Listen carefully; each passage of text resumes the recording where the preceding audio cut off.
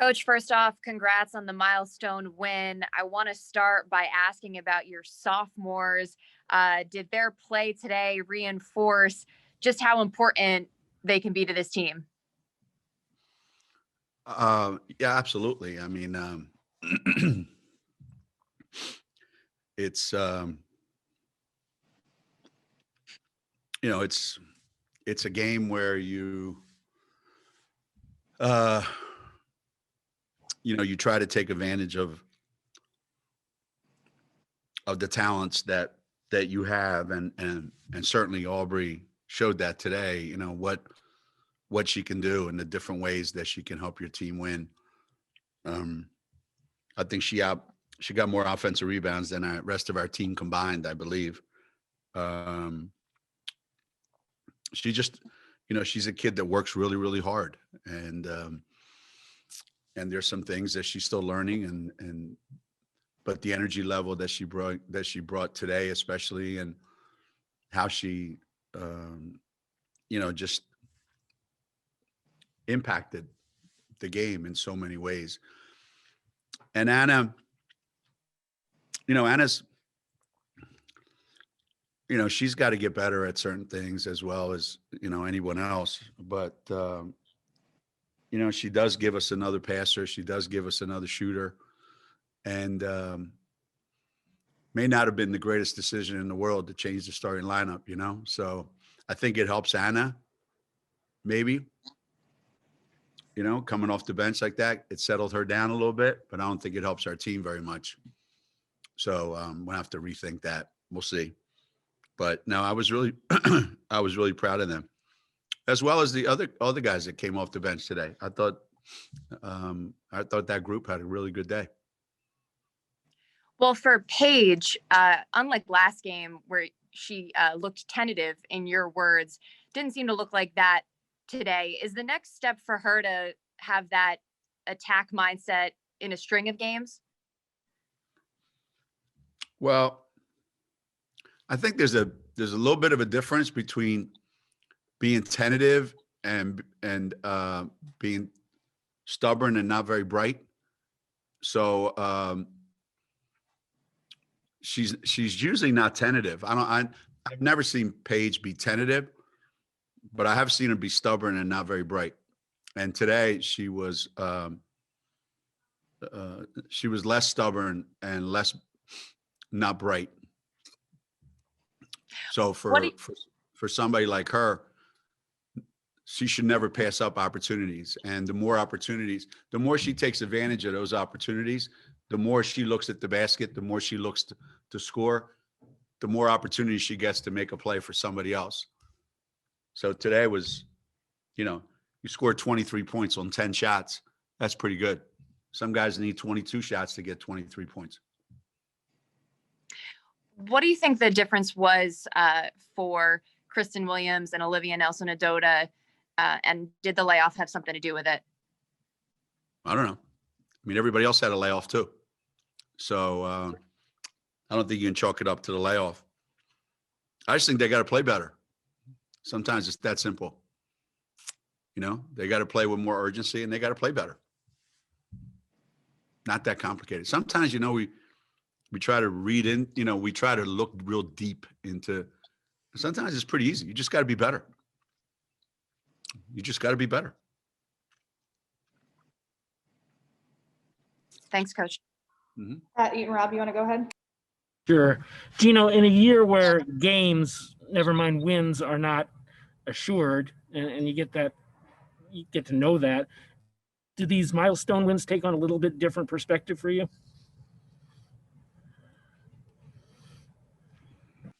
I don't know. I mean, I don't know. Anymore, I don't know. I really don't. I don't know what any of it, I don't know what any of it means anymore. We had a game today. Maybe we have a game Wednesday. Maybe we don't. I don't know. We were supposed to have game Thursday. We didn't have a game Thursday. So, today was game number 7 for us. We're just trying to get to number 13. So right now, the only number that matters to me is 13. So we got to get to 13 games so that we can qualify for the NCAA tournament. The other stuff, when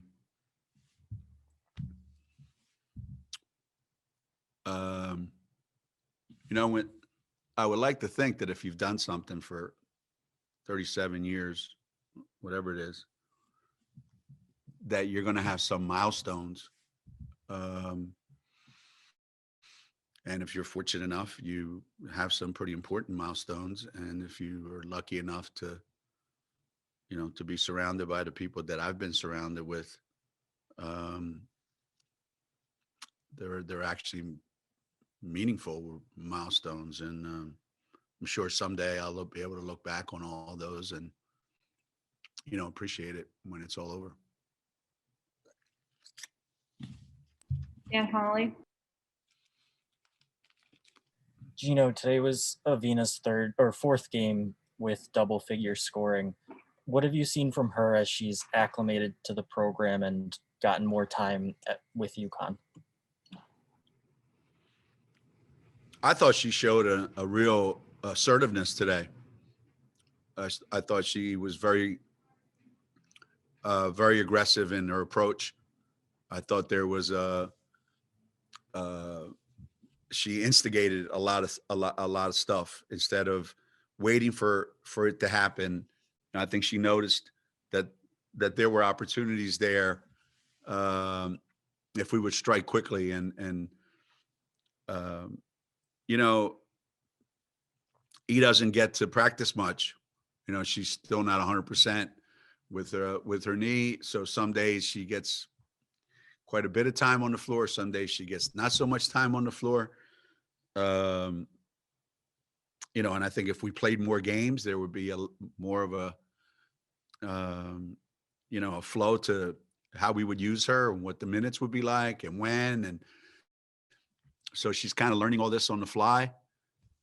But these last couple games, I've seen an assertiveness about her in a lot of ways too, offensively, defensively, leadership wise. I'm really proud of her because it's not the easiest thing to come back from, when your game is based on, moving and quickness and agility and, you have the issue that she had. It's not easy. It's not easy. So I'm really proud of her. And today she really took over that group. She really did. Alexa. Hi, Geno. With Aubrey moving forward, or what you at least have seen from her today, was the break helpful for her, you think? Was it just getting more practice time for her to be comfortable, putting her in the right positions to succeed? What do you think, I guess, made the difference today, and you guys are hoping that she'll be able to continue to do moving forward to be more consistent?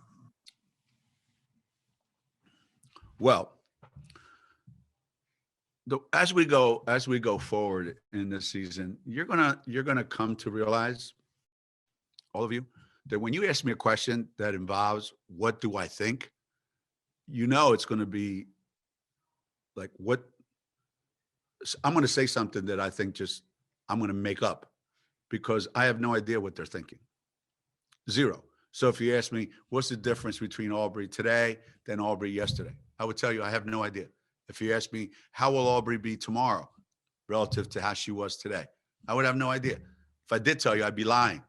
So for me, it's just like every day I show up and I'm either pleasantly surprised that Aubrey's like she was today, or I'm disappointed that she's not.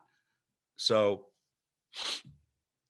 this past week, she's had 3 or 4 days where she's been really, really, really, really good. So I'm hopeful. Now, we have practice Monday, and it could be, I might stop practice right in the middle and go, hold on a second, I got to text Alexa because she's not going to believe how bad you are today. So, I have no idea. I really don't. And that's really with a lot of players. And I don't think that's just me. I just think in today's world, the circumstances that we're living in right now and how it is, everybody's like this. they're sideways, they're up, they're down. That you just never know what you're going to get. You just don't. Doug Bonjour. Hey, Geno, I just wanted to ask you about, some of your freshmen, Nika and Mir, just, they obviously hadn't played as much and went to them early today. Just how significant, they're, getting that time could be moving forward for them, what they're able to offer.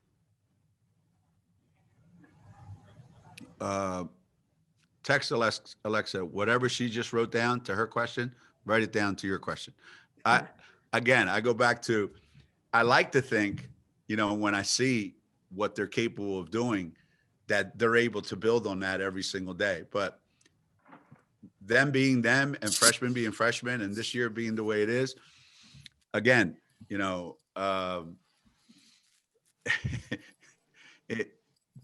we need their energy. So if you ask me, what do you want from Nika and what do you want from Mir? We need their energy. And they bring that. That's the one thing I know I'm going to get from the two of them every day, every practice, every drill. We're going to get that energy from the two of them.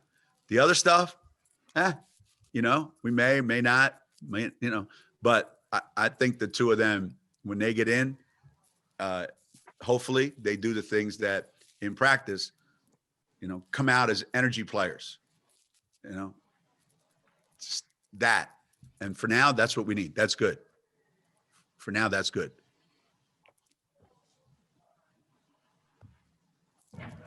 Joe Zone. Geno, it looks like Paige takes shots from places on the floor where a lot of players never shoot from. Are those plays designed for her? Does she just kind of get there and go?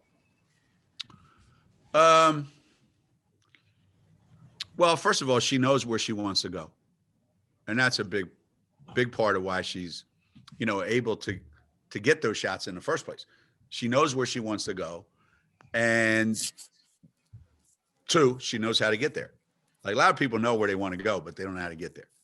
So she knows I want to go to that spot and I know what route I have to go to get there and what route will get me open when I do get there. So she's very good at feeling and seeing and reading the game. And that is either with the ball in her hands, without the ball in her hands. She thinks the game. And she knows she has the green light to shoot pretty much anytime she wants from wherever she wants, because I trust she's not going to take ridiculous shots. And she came over during one possession. We were on defense and she comes over and she said, hey, number whatever, kid, 2, 3, whatever number that kid was. And she said, she's got 2 fouls. So we ran something for her. She caught it in the lane and scored. It was easy. Like she just posted the kid up, caught it, scored. So now the next time down the floor, because we didn't call it and because, it was too easy, we decided to run something really, really way different. So otherwise we might've fouled the kid out in like 4 more possessions, but like, ask me again what they're thinking. I'll see if I can help you. Thanks. Vicky, you want to go ahead? Hey, Geno. Yeah. What got you guys into gear today? Like what kind of just figuring out who to put out there, which combination of kids, like honest couple threes, or what do you think got you guys into first gear today? Again, you need to stop asking me questions about what I think. I know what I did. What I did was I subbed. So we put a group of players out there that picked up the tempo, and that's what changed the game. It was really that simple, and what was I thinking at the time? I was thinking we need to change the tempo of the game. We need to change the way the game is being played. So we did. And it did. It changed. You realized that very quickly after the game started that it was Oh yeah. not Yeah, good. It doesn't take you long as a coach. It doesn't take you long as a coach to figure that stuff out. But you can tell. And especially in today's world that we live in where there's no crowd, there's nothing going on out there. So you have to bring it. And either you bring it and it's evident you're bringing it, or you don't bring it and it's evident you're not bringing it. So it doesn't take very long. I'm sure even you guys probably thought about it way ahead of me. Way ahead of me, you guys probably thought, oh, yo, man, you got to get these guys out. So you were right. Make note of that. Carl, you want to go ahead? I know I bring this up a lot, but this is a 1,000 games without back-to-back losses, and you've only won 936 of them. So I don't know if you can put that in perspective, but the other part of my question is, Carl comes up with some bizarre stuff, man.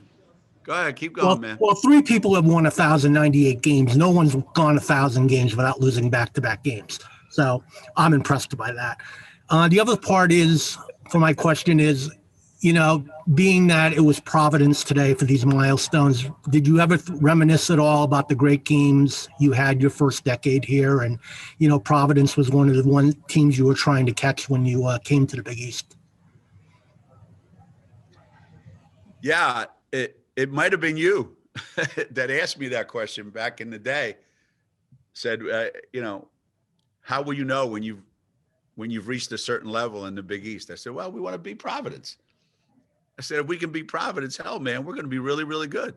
If we can beat Providence and Villanova, we got it made. Like once we get there, then we know we're good. So those games between us and the Friars were always great, great, great battles. Always.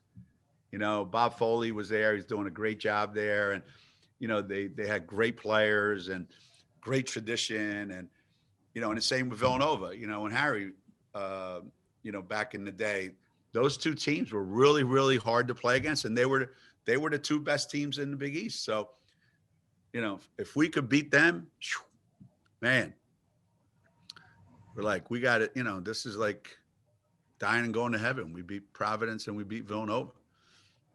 And, it did cross my mind today when we were when I was coming over to Gamble about we're playing Providence College.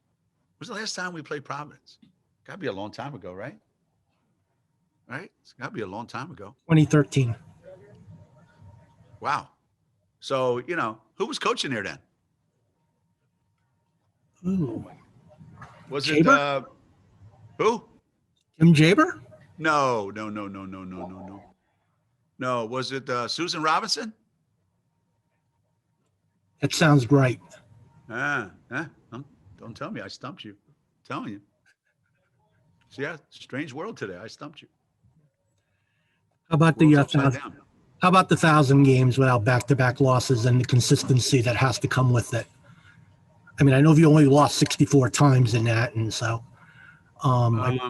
that's just, if you think about it. That's just one of those things. I mean, I don't know that. First of all, I've been lucky. I've coached a lot of kids that get pissed off when we lose. Now, I don't know if that's the way it is today in the world, but all these years that I've coached at Connecticut, when we lose a game, guys are really pissed. And it doesn't take much for me to get them ready to go the next game. So there's this, mindset at Connecticut where when we lose a game, everyone takes it personally. There's no, well, just one of those things. We'll get the next one. Don't worry about it. No, it is for all those years going back, however long you want to go back, losing, whether we lost 4 games or 5 games or 1 game those years. Losing a game at Connecticut was life-changing for a lot of these kids.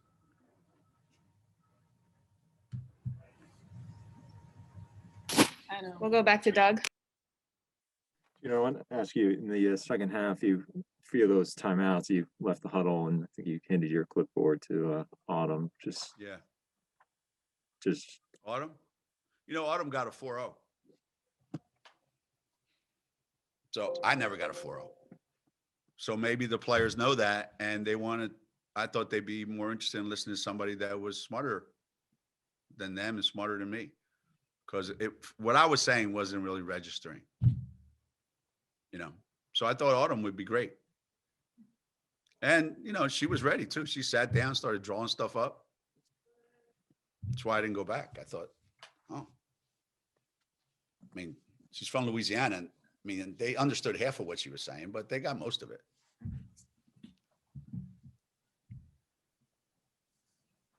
Mike Anthony, you want to go ahead?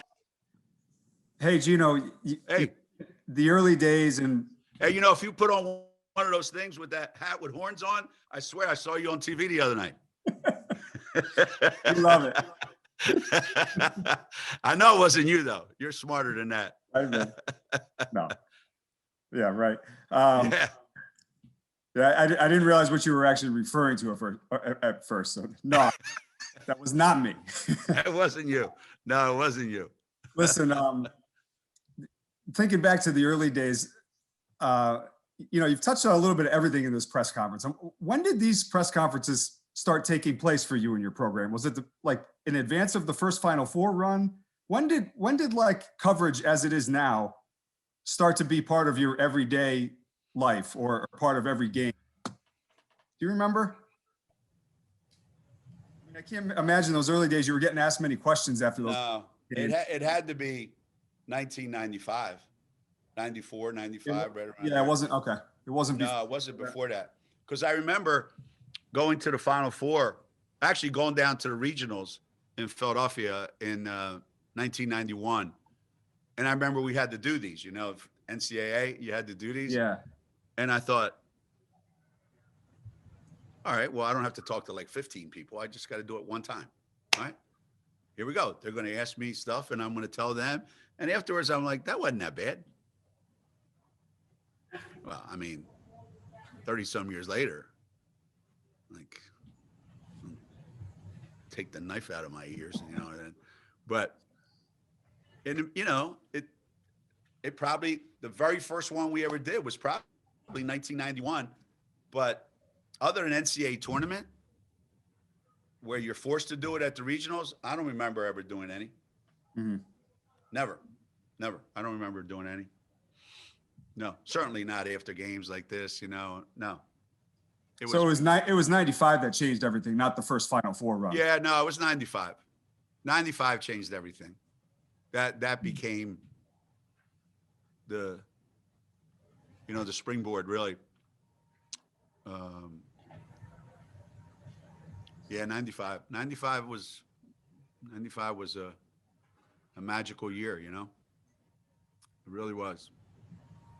Yeah. I know it was only 26 years ago, but man, seems like a lifetime ago. One day in the regular season against Tennessee, right in that building, that changed everything. Obviously, the national championship changed everything to a different degree, but yeah, that Tennessee game on Martin Luther King Day was probably the event. It was that was the single moment in Connecticut basketball history that probably pushed that snowball down the hill for the very first time. Yeah. Yeah. And I used to enjoy these. They were fun. I used to enjoy it more when I would tell Rebecca to go out there and, let her do her thing because she was really good at it. The media, it didn't take long for the media to catch on that if they would ask me some leading questions, I would say something that was really bad, and then they would run with it, and then I would have to defend it for the next 2 weeks. So I've stopped doing that. I'm much more politically correct now. Thanks, Geno. Michelle Vogel, go ahead.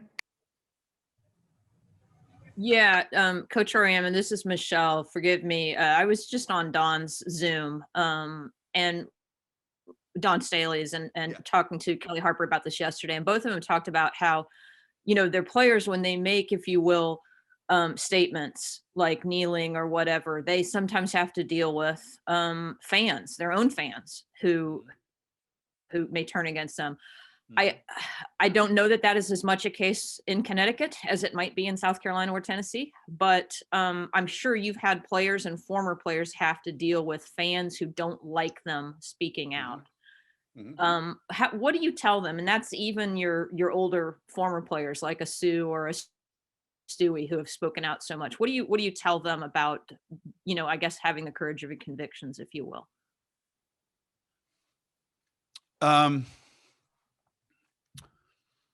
I don't think there's any school or any city or any town, any college that's immune from the double standard that exists in sports, where we appreciate everything that you do on the court or on the field. We really do. We cheer for you. We love you. And when you lose, we kind of don't, we don't feel as good about it, but we still feel a certain feel for you. But then when you start to inject some of your viewpoints that go above and beyond basketball, all of a sudden there's a segment of the population that's going to say exactly what has been said in the past, whether it's shut up and dribble or, you're just a basketball player, so shut up and play basketball, or you're just a basketball coach, stick to basketball, as if just because you're a basketball player or a basketball coach, you don't have a right to express an opinion, a feeling that you have about what's going on in the world, that because you play a sport that eliminates your personal right to express an opinion. And that's what happens. And that's what has happened. And it's happened at every college. It's happened at every pro franchise. And it's happened, at Connecticut. And it's happened, I'm sure, in South Carolina and Tennessee and everywhere else. And it's a double standard that these kids live with. We love you as long as you're just playing basketball and winning games for us. But the minute you step up and say something that we don't agree with, the minute you do anything that we don't agree with, we're going to turn on you. Not just say, hey, we love you, we just disagree with you, but we kind of don't agree with what you did. No, it turns really ugly at times. It really does. Not unlike what happened the other night that we had to see. It's almost hard to believe we're even talking about basketball this week, right? When you think about what we just witnessed, it's hard to think about that we're even talking about basketball. That it's really,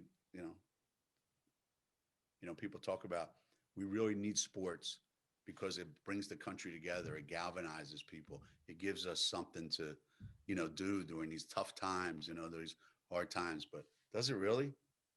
I don't know. You like to think that it does, but again, I don't know.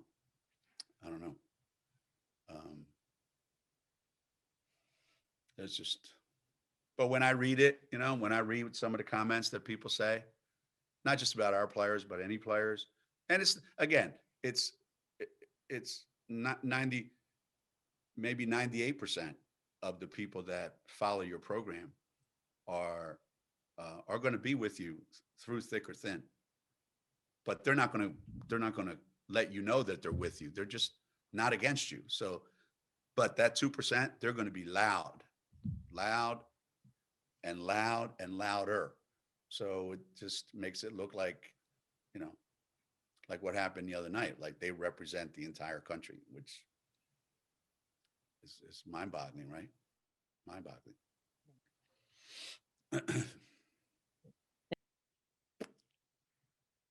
Have any questions?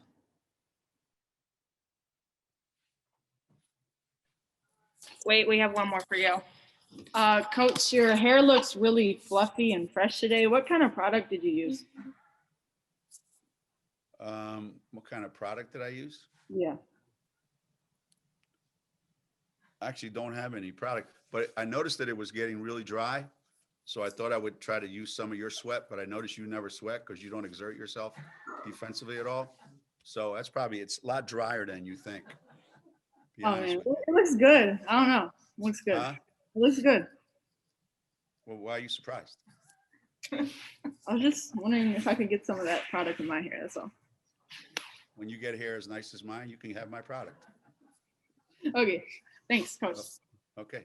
Okay. Okay. That's what they say in Minneapolis. Okay. You betcha.